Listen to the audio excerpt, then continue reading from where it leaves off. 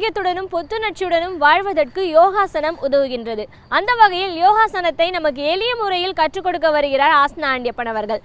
நம் வீடியோலை நிகழ்ச்சியின் முதல் பகுதியாக வரவிருப்பது நலமுடன் வாழ.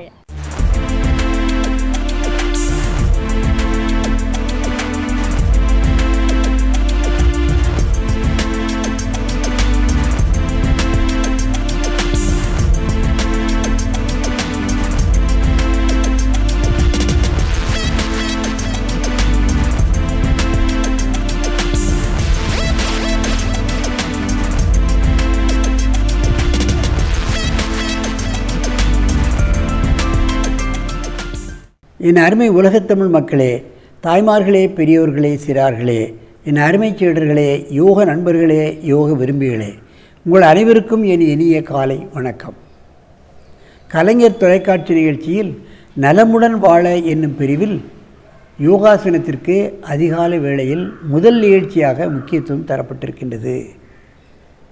காலை வேளையில் இந்த ஆசனத்தை செய்துவிட்டால் அன்று முழுவதும் சுறுசுறுப்பாக இருக்கலாம், நினைவாற்றலோடு இருக்கலாம், நான் எடுக்கின்ற காரியங்களிலெல்லாம் வெற்றி பெறலாம் என்பதுதான் அதிகாலை வேளையில் செய்வதற்காக நாங்கள் சொல்லிக்கொண்டே இருக்கின்றோம். அந்த நிலையில் இன்றைக்கு பாருங்கள், நம்ம அரங்கிற்கு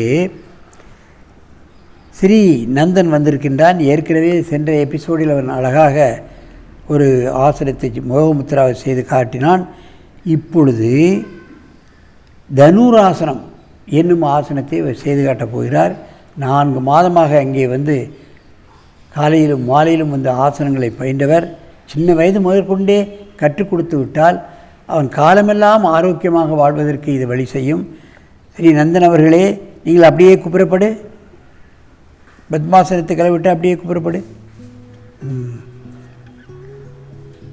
காலை நல்ல பின்னை இழுத்து தூக்கு, தலையை தூக்கு.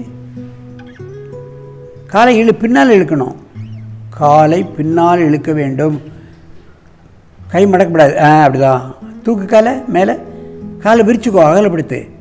அப்படியே தனுராசனம் செய்வது என்பது கடினம். அந்த கையை கொண்டு காலை பிடிப்பது கடினம். எளிமையாக பிடிக்கின்றான் பாருங்கள். அப்படியே காலை மேலே தூக்கு. அப்படியே தனுராசனம் என்பது அவனுடைய உடல் கனம் புறாவும் வயிற்றுக்கு வந்து விடுகிறது. நெஞ்சு விரிக்கப்படுகிறது. அன்னமய கோஷம், பிராணமய கோஷம் தலை மேலே தூக்கப்படுகின்ற காரணத்தினால், முதுகெலும்பு வளைக்கப்படுகின்ற காரணத்தினால் மனோமய கோஷமும் விஞ்ஞானமய கோஷமும் வேலை செய்யப்படுகிறது. அதைத்தான் கவனிக்க வேண்டும். மெதுவாக இந்த ஆசனத்தை கலையுங்கள். படு, ரெண்டாக மூச்சு இழு. நீ தூக்க வேண்டாம். அப்படியே மூச்சு இழு. இப்போ அப்படியே இடது பக்கமாக திரும்ப, இங்கே பார்க்க படுத்துக்கோ. மெதுவாக பண்ணணும், அவசரப்படுது. அப்படியே கை மடங்கக்கூடாது. காலை நல்ல பின்ன இழுக்கணும், காலை மேலே தூக்கணும். தூக்கி கரெக்ட். அப்படியே பக்கவாட்டில் செய்வதை நீங்கள் பார்க்க வேண்டும்.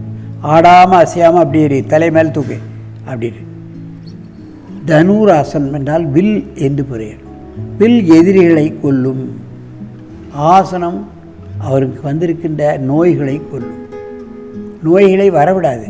டைஜஸ்டிவ் சிஸ்டத்தில் தான் நிறைய வியாதிகள், எத்தனை வியாதிகள், சிறுகுடல், பெருங்குடல், கல்லீரல், மண்ணீரல், கணையம், இன்னும் பெண்களுக்கு உண்டான கர்ப்பப்பை, எல்லா விதமான அதில் வரக்கூடிய நோய்களையெல்லாம் நீக்கிவிடும்.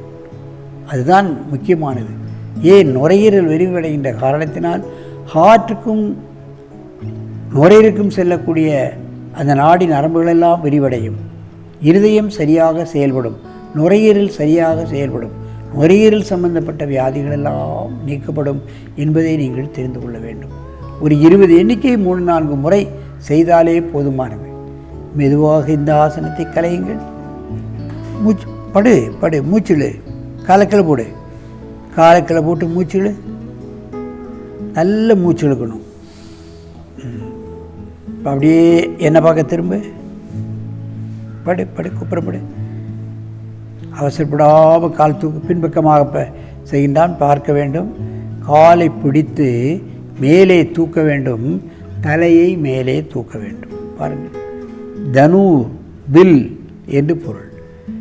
நமது முனிவர்கள் அந்த காலத்திலெல்லாம் புத்தகங்கள் கிடையாது.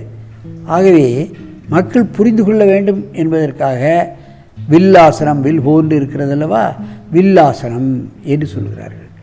இப்படியாக கருவிகளை கொண்டும் பறவைகளை கொண்டும் இன்னபிற பல்வேறுபட்ட கருவிகளை கொண்டும் அதை பார்த்து ஆசனத்தை செய்ய வேண்டும் என்ற காரணத்தினால் பறவைகள் பெயர்களை கொடுத்திருக்கிறார்கள், மிருகங்கள் பெயர்களை கொடுத்திருக்கிறார்கள். இது போன்ற வில் போன்ற ஆயுதங்களை பற்றிய விவரங்களெல்லாம் அந்த ஆசனத்திற்கு பெயராக சூட்டி இருக்கிறார்கள். மெதுவாக விட்டுவிடு, நீண்ட மூச்சு இழுக்கணும். அப்படியே அந்த பக்கம் திரும்ப, மெதுவாக பண்ண, காலை படித்து நல்ல பின்னையில் உயர்த்தணும்.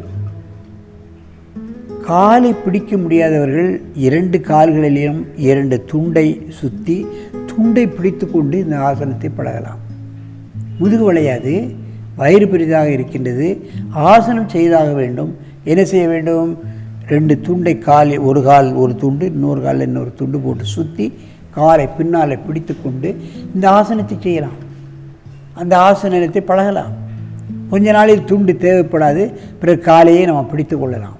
முதுகெலும்பு ஒரே குச்சி போன்று ஒரு கம்பு போன்று ஒரே நிலையாக இல்லை, அதில் பல்வேறுபட்ட எலும்புகள் அடுக்கி வைக்கப்பட்டிருக்கின்றது. ஆகவே எந்த நேரத்திலும் நாம் முதுகை வளைக்கலாம். அப்படியே மெதுவாக கலைத்துவிடு, நேராக வந்து பத்மாசனத்தில் உட்கார்ந்து கொள். அங்கே பார்க்க, சிறு வயது முதற்கொண்டே ஆசனங்களை நாம் கற்பிப்போமானால் எந்த வயதிலும் வயோதிகத்தன்மையிலும் இந்த ஆசனங்களை பழகலாம். ஆசனம் செய்துவிட்டால் நம்முடைய ஆயுள் நீளும், நம்முடைய வயோதிகத்தன்மை தள்ளி போடப்படும், இளமை மேலிடும். அதைத்தான் நாம் கவனிக்க வேண்டும். ஆசனம் என்பது நமது ஆயுளை தள்ளி போடக்கூடிய ஆயுதம், நோயே வராமல் தடுக்கக்கூடிய மருந்து, மருந்தில்லா மருத்துவம் என்று சொல்வார்கள். ஆசனம் செய்வர்களுக்கு எந்த நோயும் வராது, டாக்டரிடம் போக வேண்டிய சந்தர்ப்பமே வராது என்பதை நீங்கள் தெரிந்து கொள்ள வேண்டும். அவர்களுடைய ஆயுளை அவர்களே நிர்ணயித்துக் கொள்ளலாம், மனக்கட்டுப்பாடு வந்துவிடும். ஆகவே இது போன்ற ஆசனங்களை சிறுவர் முதல் பெரியோர்கள் வரை நாம் எல்லோரும் பழகி உடலையும் உள்ளத்தையும் ஆரோக்கியமாக வைத்துக்கொண்டு இந்த சமுதாயத்திற்கு நல்ல பணியை ஆற்ற வேண்டும் என்று கேட்டு உங்களிடமிருந்து விடைபெறுவது ஆசனம் ஆண்டியப்பன். வணக்கம்.